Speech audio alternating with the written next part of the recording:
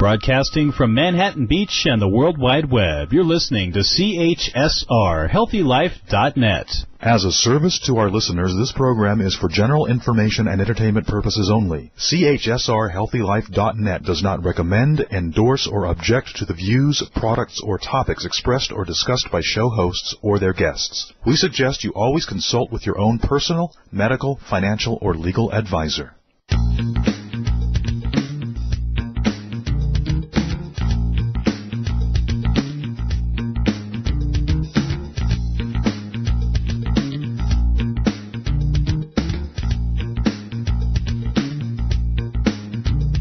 Hey there, and welcome back to the Dr. Theresa Nicassio Show, a place of inspiration, education, and hope for a healthier, more compassionate, and sustainable world.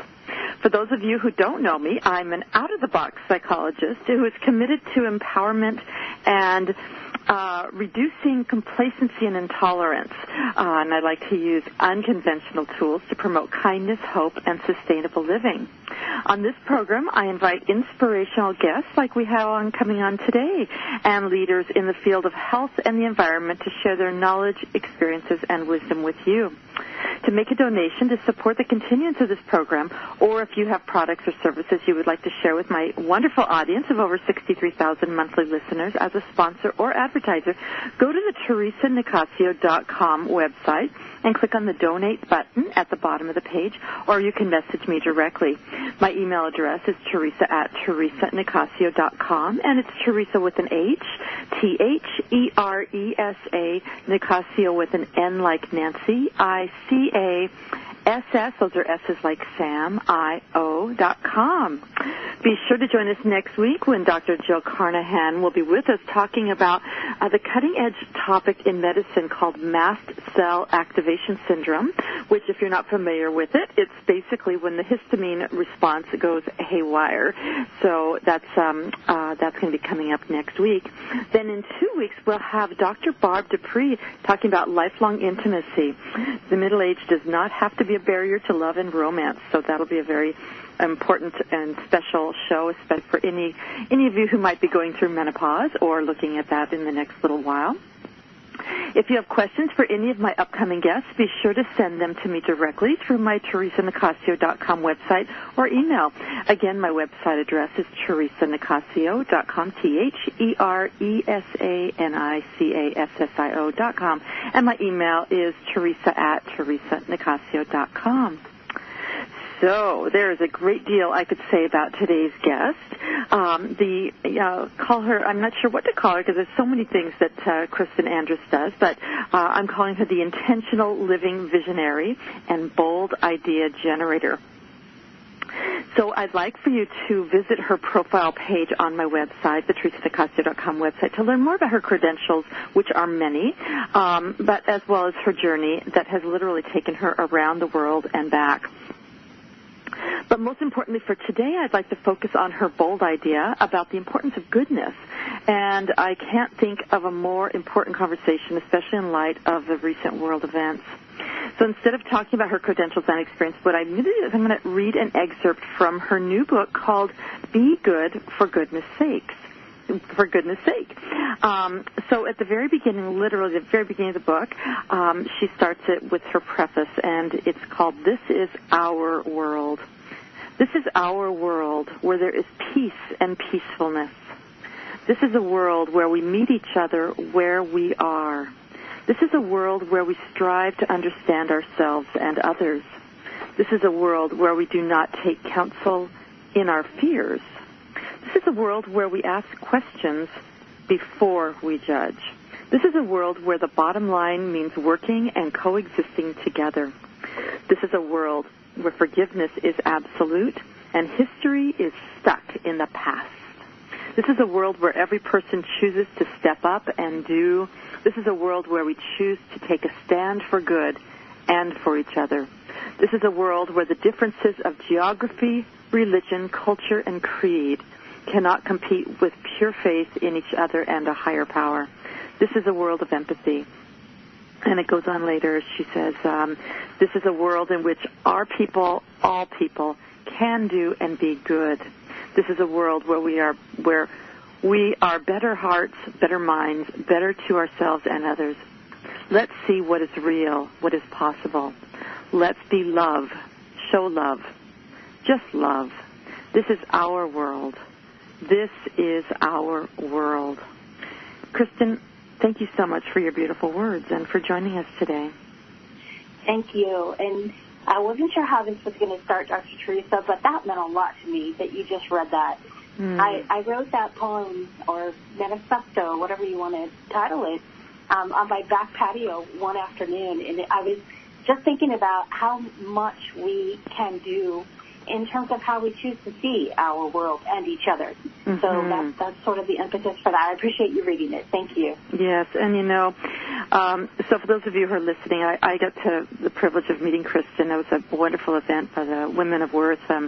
I was a finalist for an award there, and Kristin was the keynote, and she talked about the topic that we're going to be talking about today, goodness for goodness sake. And I was so moved by what you were saying, Kristin, and it resonated with as you know, I'm really a kindness advocate, and I see a lot of parallels we'll be talking about, but I just feel like the answer to a lot of the challenges that we are facing in the world is very simple. And I've been a psychologist for 30 years, so I know all these fancy dancy things, but really the simplicity of that manifesto, that preface, the simplicity of love. And that's really what this show is really about. We can talk about a lot of stuff, but it's really about love and empowerment and stepping up to the plate. And I'm wondering for you, what led you to become so passionate about goodness and about encouraging others to believe in the power of goodness? I just believe it's a better way of being in the world. It's not so much always what we do. It's how we show up. How we show up in our own lives and for ourselves, and then also for each other. And what I've always wanted to do is showcase those stories, just what you're doing actually on your show. It's showcase the stories of goodness and being good, because there's so much in our media, that takes us to the other side of that. Yeah. And we don't always focus on or understand or have perspective around what is really wonderful in the world that's happening. And there are many people that are uplifting others. And I think that starts with how you choose to view your environment, your surroundings, yourself, and then what that means in terms of how we treat one another, rather than judging. So when I wrote Be Good for Goodness Sake, I actually did it in a weekend. And it was sort of an anointed gift. I've always loved words. I've always loved reading and writing. I remember long ago in my 20s. You're not that old, Kristin. Come on, just stop it. I was asked, what do you love? And I said, I love to read and write. And at that time in my life, I thought that was sort of a lame answer. But my whole existence, my livelihood, the love of my life is reading and writing. And I've built my whole career and my existence and how I choose to show up in the world around that. So I think the good for goodness sake is really the essence of what is our possibility. So instead of seeing things negative, I choose to help people see things positively. Sometimes you have to go through the negativity to get there. And you have to understand that somebody's backstory is not one that you necessarily understand or know. So don't be quick to stereotype. Don't be quick to judge, but be quick to have awareness around the fact that you need to learn a little bit more so that you have an understanding of one another. Yeah, I love what you're talking about, and this possibilities. I'm all about possibilities, and as you know, I think as you've been reading some of my stuff, and we've had some connection here. I just heard this term, which I love, because my book is all vegan, vegetarian, and all that. But I'm not vegetarian. But this term is possibilitarian. That was so great. It's like a whole different way, a whole other lifestyle to be a possibilitarian. That's my newest thing. I like that. I love that. Actually, your book's sitting right here in front of me. Yeah, so, you're talking about this, kind of going against the grain, well, I don't know if it's necessarily against the grain, but we can feel against the grain in our today's world and with the media and everything. What do you think makes it so difficult for people to embrace goodness, that simple concept of goodness? What do you think gets in the way? I think we get busy. Mm-hmm. We get busy with the busyness of life, and I think there's a lot of noise around us. Mm-hmm. In a digital economy, there's so much that we are paying attention to from our devices that we use, iPads, iPhones, computers, to the many things that come across our desks every day. Mm-hmm. And then also, stepping up to what our responsibilities are in our work environment or with our families. Mm-hmm. So I don't think that we're not good. I just think that sometimes it is more important to be attentive, just be attentive to good. And that will cultivate more of it. And I work with Stephen Graham, as you know, Oprah's partner, and one of the things that he has taught me is that what you focus on expands. So you'll want to put your mindset and your attention on that is going to be supportive and cultivating something that's better. Whether you call it kindness or goodness or pay it forward or purposeful life, there are many ways to look at it. So find the story of your life and tell it in the manner in which you would want it repeated. Mm-hmm. Yeah, I love that. And, that whole idea that the garden metaphor, and I love the garden, and, is what we feed in our garden is what will grow. So if we feed the weeds, that's what's going to grow. But if we feed the goodness, if we feed that which we really, the flowers, the strawberries, or whatever, then that's what's going to grow. And I love that that's, something you talk about. You mentioned in the book, I don't remember exactly where, but you mentioned about how goodness is a choice.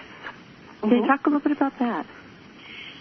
I believe it is a choice. You have an opportunity in any interaction that you have, and whether it's somebody that you meet in a subway or on a bus or on the street, to determine how you want to behave with them. Mm-hmm.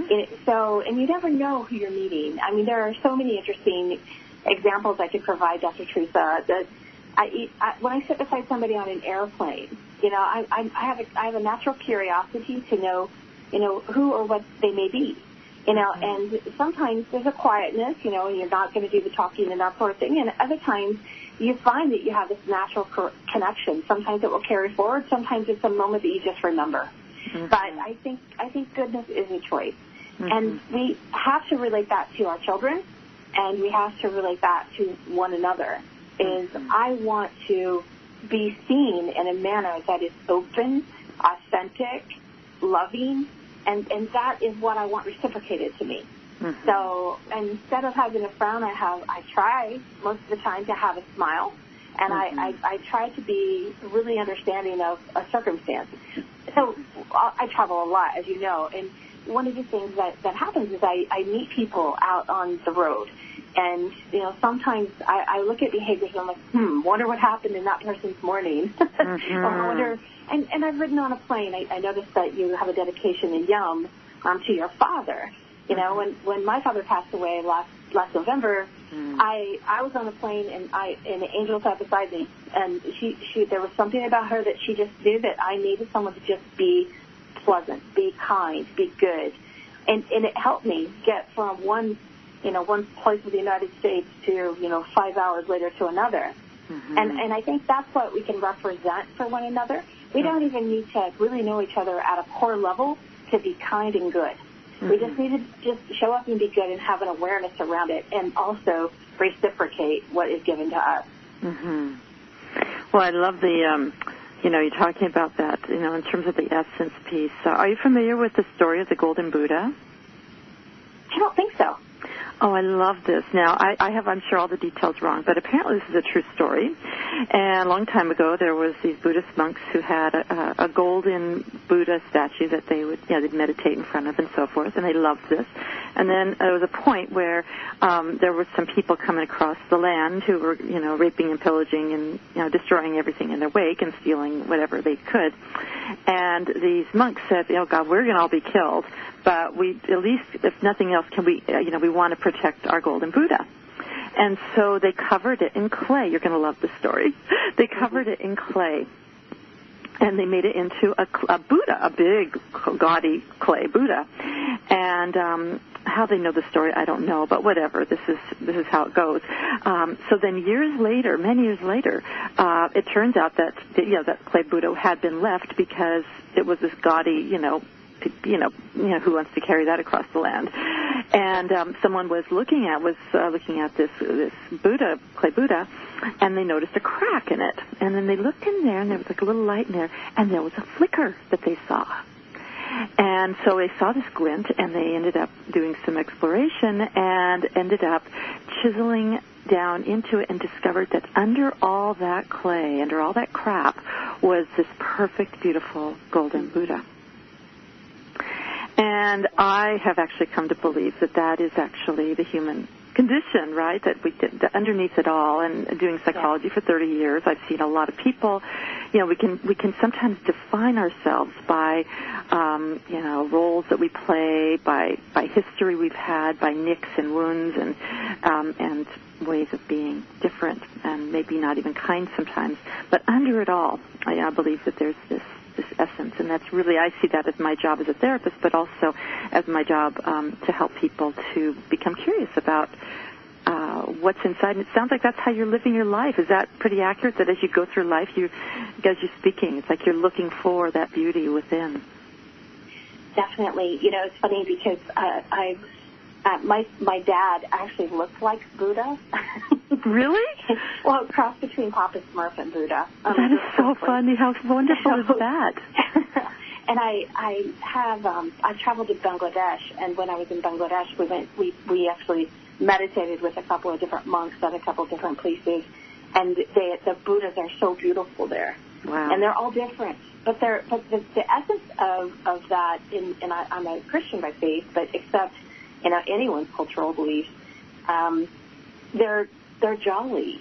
I mean, if you look at there's a happiness about it, and that happiness comes from inside. And part of the reason why I wrote "Be Good for Goodness Sake" and do the work that I do is because I think we really need to see each other. The inside of each other. So often we're defined by the labels that you've mentioned, that's something that's clay and not pretty or something like that. And it happens when we're young, and it continues until our older ages. But I think when we really understand how to see inside someone, look at their eyes, look at their way of treating other people, whether you're in a restaurant and it's your server, and you see him or her, and you say hello and ask for a name. It's such simple to describe. However, sometimes people get caught up in whatever it is that's going on in their own life, but they don't take a moment. I, for example, I had to get my car into the shop this week just for a simple oil change and a few other things, and I thought, this is an hour and a half, and I'm going to have to wait because there was a bit of a wait, and I live relatively close to the ocean, so I'm like, I'm just going to go for a lunch and a walk and see the beach and the waves and the surfers. To give yourself that gift sometimes, that's goodness too, because we get so busy, and especially if you're a busy mom or dad, or you're a traveler and you're on business all the time, or you have certain sets of responsibilities, or you're dealing with caretaking of a loved one. You have to just be in a moment of being good to yourself. You have to put that, and I know it's kind of cliche these days, but, give yourself the oxygen mask, for a minute. And it doesn't take long to refuel when you give yourself that chance on occasion, and be deliberate about it. You mentioned my being very intentional living. I am intentional about that. I define how I choose to live out my day. And it took a long time to get there. I started out in corporate America, and, I was measured by everybody else's objectives. And now I'm measured by my own, and then that just gives me the freedom, to give that to others as best I can. Yes. So we're going to have to take a break in a moment, but it just reminds me of this sense of how whenever we are dysregulated or disoriented or feeling yucky in whatever way, that I always like to say that, being in a different place and being in a different mindset, you're only a breath away. It goes right back to yogic, the pranic beliefs there about, it's only a breath away. And it's so empowering. It's whether it's going, you said oxygen mask, right, or whatever it takes to go over the beach, and it can be really, really empowering. But anyway, we are going to have to take a little bit of a break. This is so wonderful, folks. We have a lot more to talk about. You wouldn't believe how much we could talk about with regard to goodness, but we're going to have more to talk about with Kristin about goodness after the break. So don't go away. We'll be right back.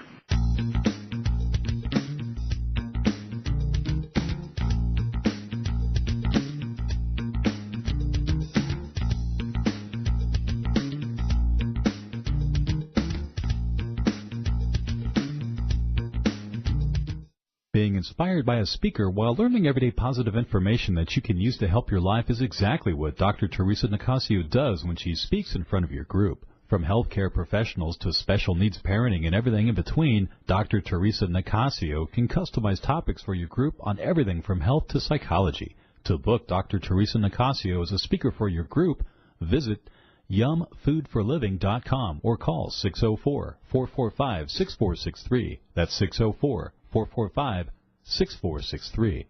For all your live or pre-recorded webcasting needs, come to earthchannel.com. Get your web-based message out to a select group or the whole world. It's easy. A pioneer in webcasting, earthchannel.com provides the best products and services to big corporations and government users. And now this same technology is available to you.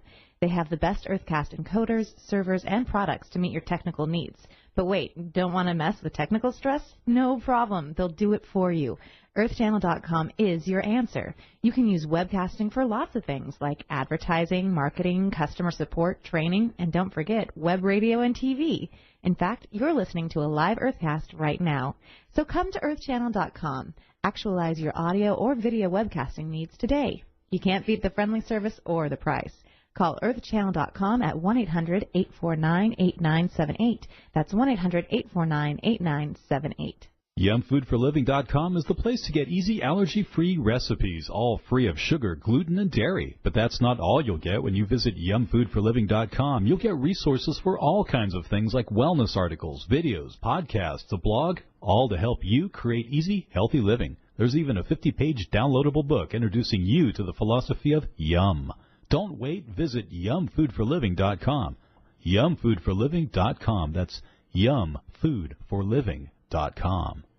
If you like to spend your television viewing time learning about some of the things that you may have missed in history class, or if history was your favorite subject, then you should check out the link to the History Channel on the HealthyLife.net advertiser page. Order DVD sets by series or by subject matter right from our homepage while you still enjoy your favorite HealthyLife.net show. You're listening to HealthyLife.net, the radio network that brings positive talk with positive change to make your world a little better.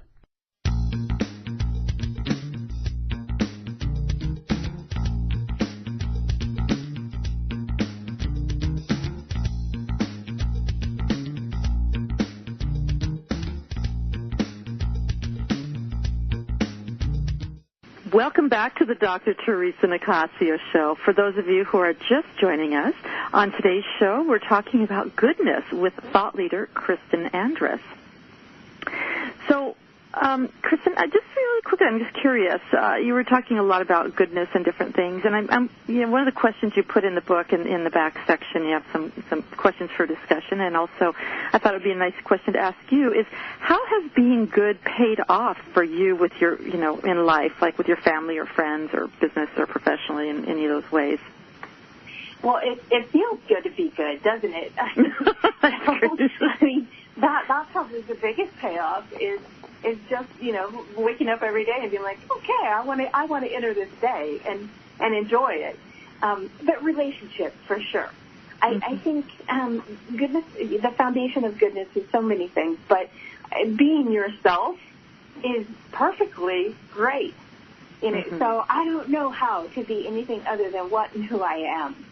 And I think when you own that, because so often I think as we're growing up, we feel like we need to be like somebody that we see on TV or, you know, a girl in our class or something like that. Mm-hmm. And then when you take ownership of the fact that this is who and what I am, then it actually just feels good. Mm-hmm. So, and I think when I'm on conference calls with, you know, people from all over the world, like this morning I was on with someone from the Netherlands, doing work with Syrian refugees, you know, and then I'm on later in the day with somebody from, you know, New York City, and then somebody who's dealing with young people who are really trying to figure out, you know, where am I going in my life, and how can I make sure that I overcome whatever it is that might be my circumstances.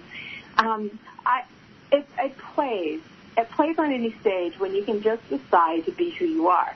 And I think that is the essence of goodness and being good. So professionally, I can connect very quickly with people like you and I did, Dr. Theresa, at the WOW event. You know, and then personally, I'm also quite clear on who I choose to spend my time with. You know, because if it's an environment that really sucks the energy out of me, then I know I can move on to another environment. You don't have to do what you don't want to do. There are 7 billion people in the world and much opportunity. You know, so I think, you know, just the sake of being who you are is the essence of goodness, and that leads to opportunities that you wish to cultivate. Yeah. And, you know, I think, you know, this piece that it's a choice and it's a conscious choice. I mean, I might even go further to suggest that perhaps it's a discipline. Because, you know, there's times when it's really hard, when we hear about a lot of darkness, a lot of the violence that's going on in the world right now, there's a lot of hate crimes that have recently been happening, and just like really, really a lot of painful things. What do you recommend about for people, you know, how, when there's so many dark things happening, how is it you're still able to believe in goodness, Kristin? What would you say to someone who says, you know, with all this stuff going on, you know, it's hard to believe in goodness? How would you respond to them? I think a lot of it is, how is that working for you? You know, if you only believe in the darkness, is that working for you? And what if you were to believe in the light? You know, and that light can be cultivated by you. And with who you choose to associate with and how you live your day. You know, I talked to my mom. She's 78 years old. She's beautiful in every single way, my best friend. And when she sort of goes to a place when she's not feeling well and that sort of thing, I'm like, Mom, there's always a solution. Where do you begin? You begin with how you look at it. It's very much, when we talk about goodness as a choice, Theresa, I mean, that's truly what it is. And you have to get into the habit, the routine, the practice of actually choosing that. And yes, those things are going to happen. You can't bury your head in the sand and not acknowledge, you know, that there are political strifes and there's gang violence and the rest of what happens in the world, what you see in your news every night. But feed yourself with what is positive. You know, I read 24 books a year at a minimum. And those books I choose very deliberately, you know, because they feed my knowledge, they feed my intellect, I hope, or they just take me away and transform me to a lovely place. You know, so have a mechanism that takes you from what you're hearing and learning or seeing in the environment that maybe isn't even your own, to what you do have control over, and that's you. Well, and I think that, you know, bringing up this idea of a habit is really big, because as humans, we are so habit-driven, and the research on the brain, on our thoughts, apparently, how they measure this exactly, I'm not sure, because, you know, but we have something, you know, there's estimates like we have something like 70,000 thoughts a day, and of those thoughts, apparently what they've been documenting as best as they could, they say that about 90 to 95% of most of our thoughts are either negative and or repetitive. Now, that for me is not, you know, you say, how does that work for you? I don't think that works for most of us. So if nothing else, the idea of infusing, planting more seeds of hope, even if you think of it as a distraction technique, I don't care. It's like a cognitive, it's a, you know, CBT strategy. It's like shifting your thinking is very powerful. It is. And give yourself the terminology to do it. You know, so, I mean, believe me, I have my down days, but everyone does. And tell the truth. You know, tell the truth. Ask for help. Reach out. You know, so when I'm in a funk, because I think all of us get there, right? Then I have my go-tos. I have my super champions, you know, who I call and say, just talk me out of it. You know, get me off the ledge here for a minute. I mean, because it happens, so even though I write about what I write about, I talk about what I talk about, you know, I write about imagine being in a life you love, and I live a life that I enjoy. I still have those days. And sometimes it's more than one day at a time. Yes. So and you have to have the tools. And I think it brings forward, too, one of the messages that it seems like perhaps the biggest message, you know, one of the biggest messages I gather from what you're trying to do with your book, Be Good for Goodness Sake, is the importance of seeing each other. And can you talk a little bit more, because, you know, when you feel like you're down in a funk, you contact people. You don't contact people who aren't going to really be present with you, right? You're going to find people who you can trust, who really are going to be there with you. But can you talk a little bit about that and the value of slowing down and really seeing each other? I think it's an interesting story, and I know, you know, we're maybe time pressed here, but when I was in Bangladesh, we went through a riot. So we had just come off the mangrove forest, and we had read Marianne Williamson's book, A Return to Love. And when we were at the riot that we encountered in the middle of this town, it was an anti-America riot. So I could hear USA and I could hear America. They didn't know they had 2 U.S. citizens in their midst. And we got on the other side of it, thankfully, as if, you know, there was a shroud put over us and we were protected. And then we realized why we were even there, and that was to return love. You know, so I think if you come from a place of love in your heart, then you can overcome most any obstacle. If you keep your center circle around you, you know who you can go to for what. You know, so some people for business, some people for emotional support, and some people for other. Yes. So, yeah, I think that's one of the things that in this digital age that sometimes it's even harder for people to be fully present and really meet each other where they are. But anyway, there's so much good that can come out of being present and being fully there for each other. But we need to go for another break, folks. We're going to be right back to hear more from Kristin. Talk to you soon.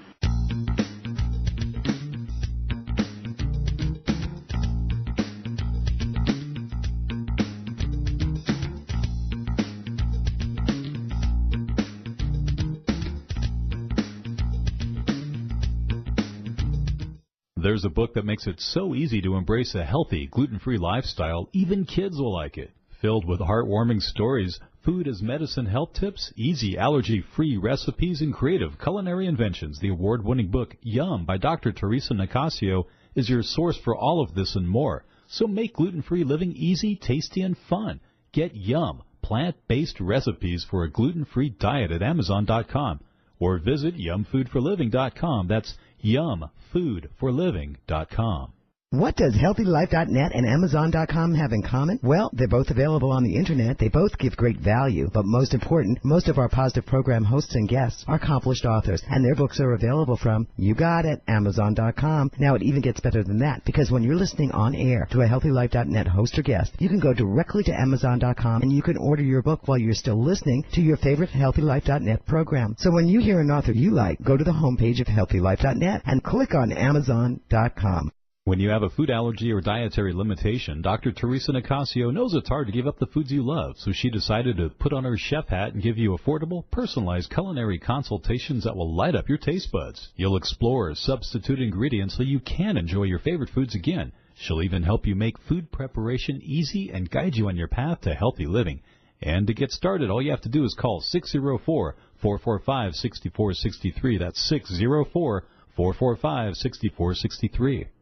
HealthyLife.net, the positive radio network. YumFoodForLiving.com is the place to get easy allergy-free recipes, all free of sugar, gluten, and dairy. But that's not all you'll get when you visit YumFoodForLiving.com. You'll get resources for all kinds of things like wellness articles, videos, podcasts, a blog, all to help you create easy, healthy living. There's even a 50-page downloadable book introducing you to the philosophy of Yum. Don't wait. Visit YumFoodForLiving.com. YumFoodForLiving.com. That's YumFoodForLiving.com. HealthyLife.net, the positive radio network.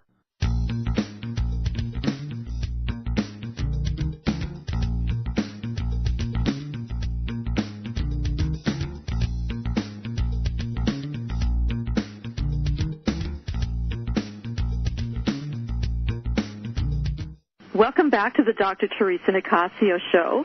For those of you who are just joining us, on today's show we're talking about goodness with thought leader Kristin Andress.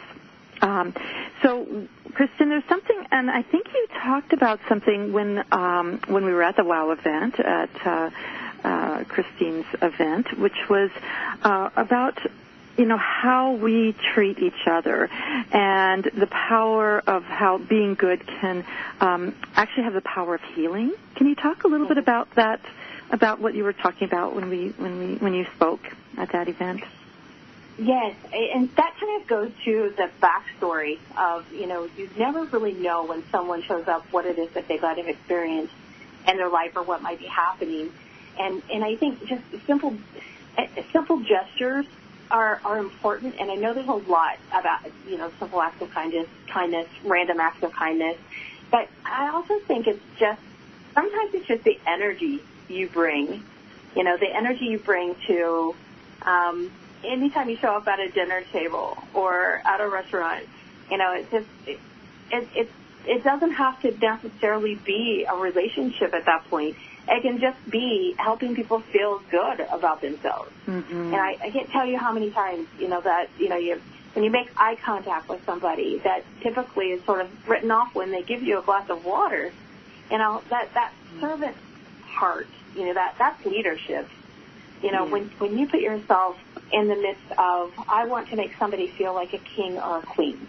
Mm-hmm. Every time I enter an environment, like I get nervous when I'm on your podcast or on your radio show, and I get nervous before this, and then I'm like, but my whole intention is to have somebody pick something out of this that maybe is meaningful to them. Mm-hmm. When I go on a stage, like I did at the WOW event, in front of all of those women, and recently at an academy in my hometown, and in front of my high school students, I want them to leave feeling great.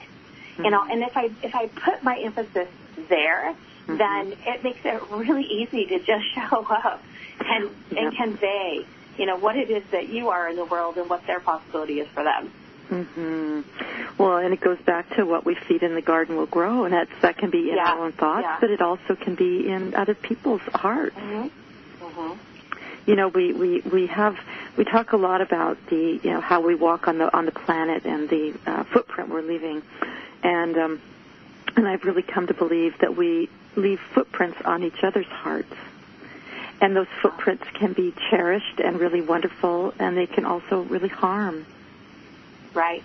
Yeah. Well, and if you think about the people in your life, that have really impacted your life, whether they're, mentors or guides, those are the ones that I try to emulate because they've meant so much in significance for me. Like my college mentor, Kathy Onion is her name. She believed in me before I understood how to believe in myself, mm-hmm. and she encouraged me. And I thought, wow, I'm just this, little girl from a small town in Illinois who didn't understand what the possibility of the big world was. And she said, no, I see something in you that is beautiful, mm-hmm. and let's cultivate it and bring it forward. Mm-hmm. And, since then, that relationship has flourished over years and years. But I will never forget the impact that she made. Mm-hmm. Yes, and those are the kind of footprints that we really want to cherish, and we want to create as much, I think, while we're on this planet, as many of those, and leave those behind as much as possible. Anyway, just going back to your book, this book, Be Good for Goodness Sake, just the title alone, Kristin, it sounds to me like it's a call to action. I don't know if that was your intention, but can you talk about the message of that you hope most you're going to leave your readers to walk away with? Kind of what's the footprint that you're going to be, the book will have on your readers? And if I may, I'll read, I'll read from a first page. It says, idyllic. That's what we hope our lives will be and the world we live in. And we come to know that is a bit idealistic. At the same time, why not live each day as best we can, believing it is that good, or certainly can be. So goes the story of being good for goodness sake. So I think it's an acknowledgement of, life can be tough. I mean, if in Scott Peck, he's, the first sentence of his book is, in The Road Less Traveled, is life is difficult, and the rest of the book is get on with it. So that's kind of what it is. And in my other books, I talk about the pings of life. We will stub our toe in the morning, or we'll have a sweeping tragedy. How we choose to move forward through the progression in the stages of life is really up to us with the help of others. So the story is, in Be Good for Goodness Sake, it's an allegory, and the characters come to a bed and breakfast in a place called Cadence. And I don't give Cadence a city or a state or a country. I want people to envision and imagine what it is. And the characters are all quite diverse. And then people realize that because of the stigma of how they're described, then there's a surprise in understanding, whoa, that's not what I saw coming. And that's what I want people to understand, is that's the reality of how we interact with humanity. So I just want them to know that there's so much in how we choose to be in the world, or what our worldview is, that can be understood if we just give it a moment and step back. So Be Good for Goodness Sake was really, and we've talked about it already, but it's really about seeing each other for the internal of what we are, not the external of what we are, and to take a moment to really understand. Yeah. And in that allegory, you have a very interesting character, the Weeping Willow, who is sort of like the wise sage. Do you want to talk a little bit about that character and the perspective that you think that the Weeping Willow brings to to your book? That's one of my favorite characters. It's interesting to have a character that's actually a tree. But the trees are, they can grow big and old, and because of that, they have experience as well. So I give him or her a worldview of seeing the people that through the years have come to the bed and breakfast in Cadence and heard their stories, and they've sat underneath the weeping willow vines, and they've placed ornaments in remembrance or as a token of the experience that they had when they were there. So the weeping willow is very much a sage and a listener and an embracer of the nature of the experiences that the people are having there. So what it also allowed me to do in the writing of the book is to share what that looks like, through the voice, so to speak, of someone that they're not going to see as a person, but as a part of nature. Yeah.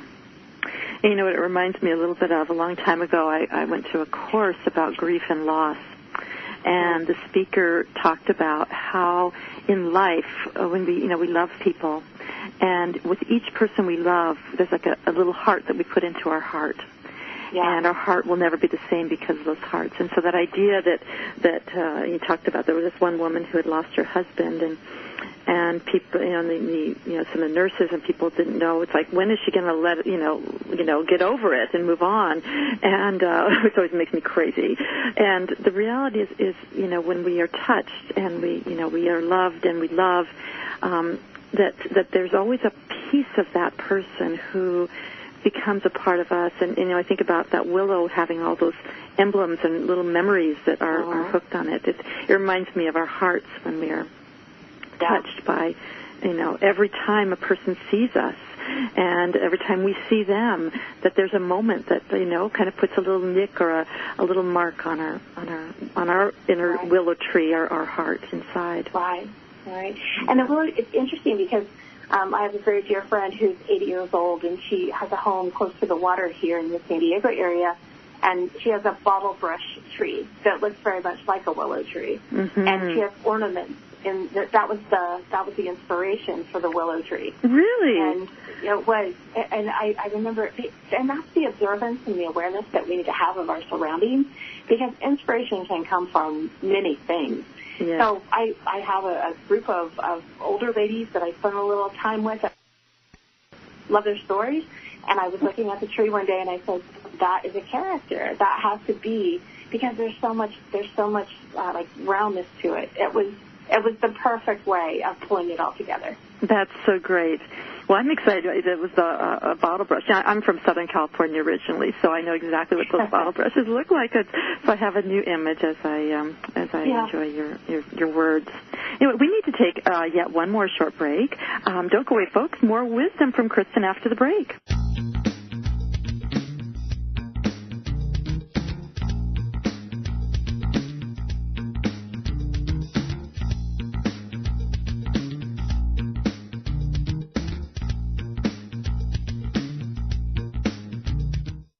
Being inspired by a speaker while learning everyday positive information that you can use to help your life is exactly what Dr. Theresa Nicassio does when she speaks in front of your group. From healthcare professionals to special needs parenting and everything in between, Dr. Theresa Nicassio can customize topics for your group on everything from health to psychology. To book Dr. Theresa Nicassio as a speaker for your group, visit yumfoodforliving.com or call 604-445-6463. That's 604-445-6463.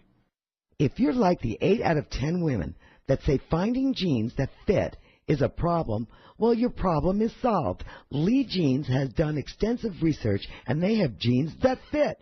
There's even an online Lee Fit Finder so you can find the right fit for you. Imagine jeans that instantly slim you with a custom fit and no gap waistband. And guys, kids, Lee has jeans for you too. Click through to Lee's Jeans on the HealthyLife.net advertiser page and get what fits. When you have a food allergy or dietary limitation, Dr. Theresa Nicassio knows it's hard to give up the foods you love, so she decided to put on her chef hat and give you affordable, personalized culinary consultations that will light up your taste buds. You'll explore substitute ingredients so you can enjoy your favorite foods again. She'll even help you make food preparation easy and guide you on your path to healthy living. And to get started, all you have to do is call 604-445-6463. That's 604-445-6463. There's a book that makes it so easy to embrace a healthy, gluten-free lifestyle, even kids will like it.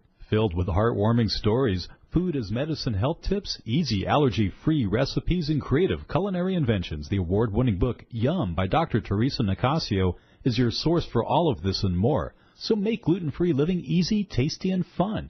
Get Yum, plant-based recipes for a gluten-free diet at Amazon.com. Or visit yumfoodforliving.com. That's yumfoodforliving.com. Radio your way. HealthyLife.net.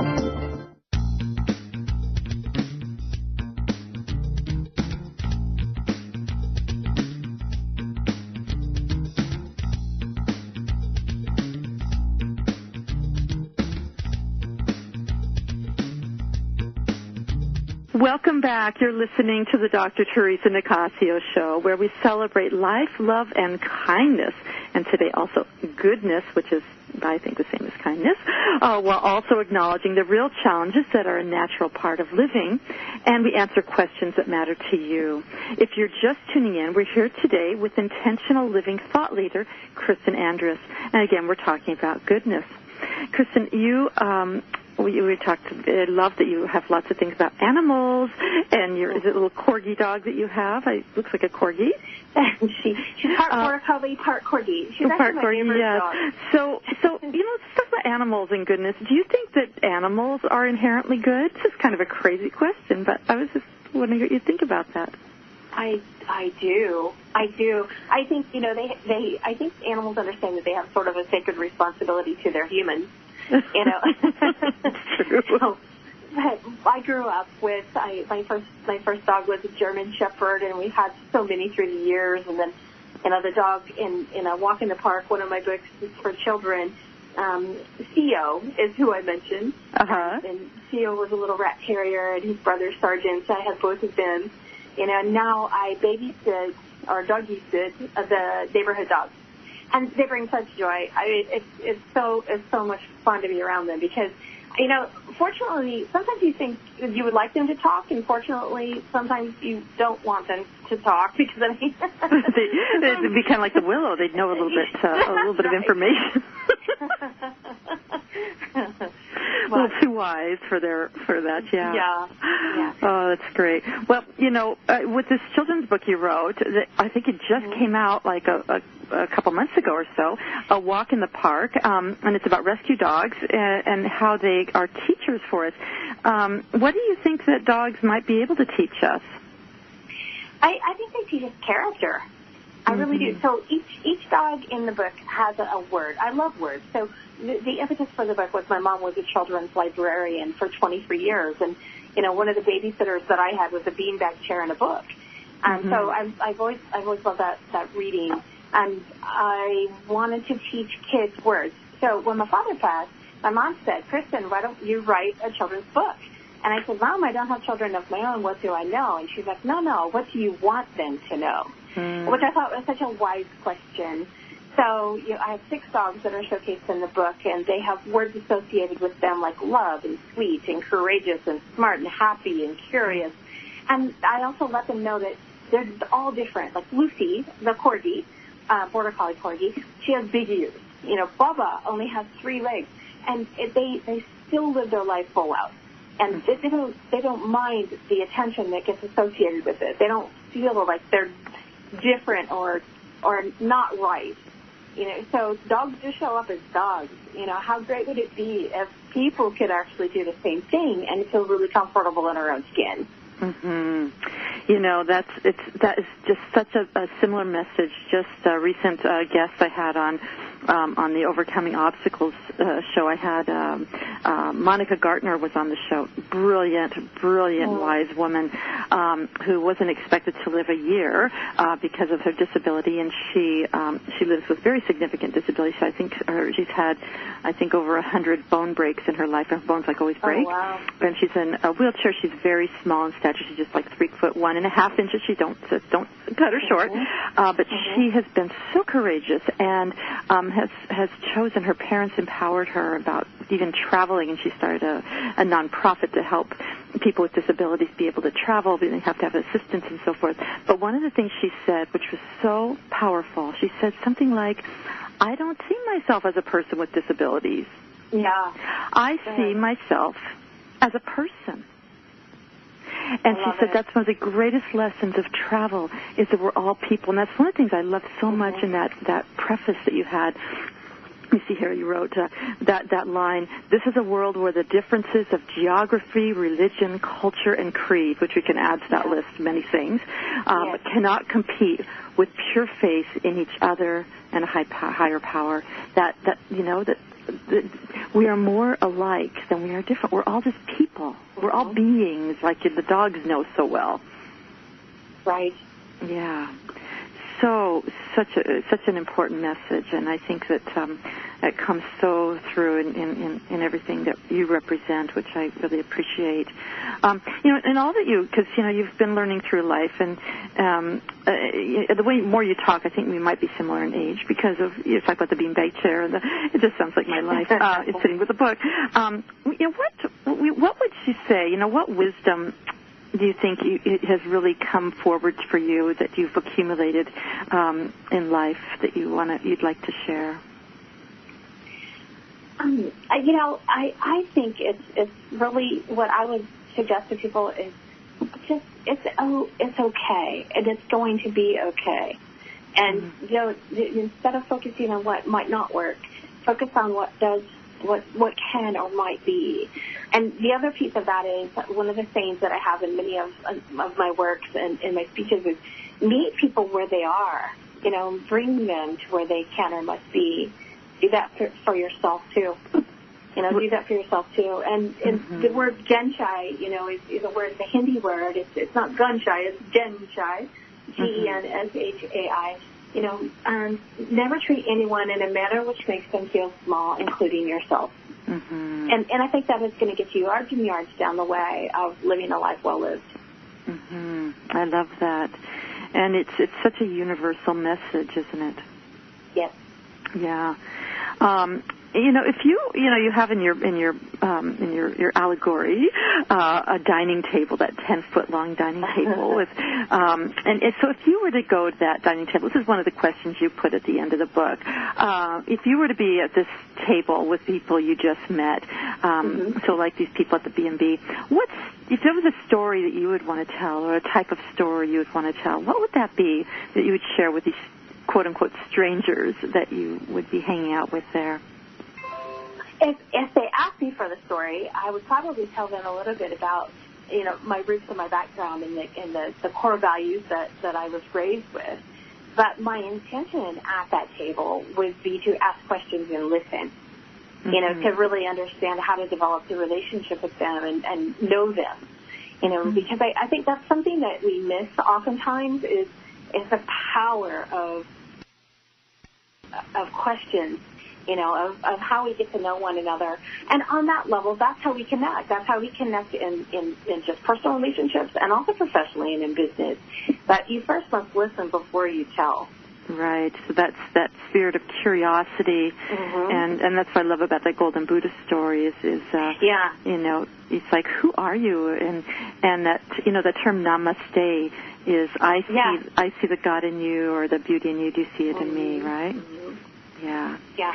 Well, you know what? We are getting to the end of the show already. It just flies. I just want to thank you, Kristin, for bringing yourself, your goodness, your heart to share with us today.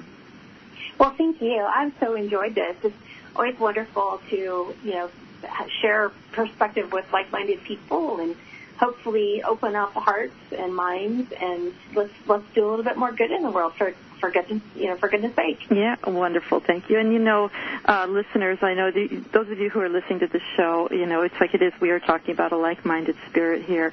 I hope that you all enjoyed today's program and also enjoyed that sense of hearing from some like-minded messages. And also, just as a reminder, as I mentioned at the beginning of the show, be sure to join us next week when Dr. Jill Carnahan, she's going to be coming back. Yay, I love her.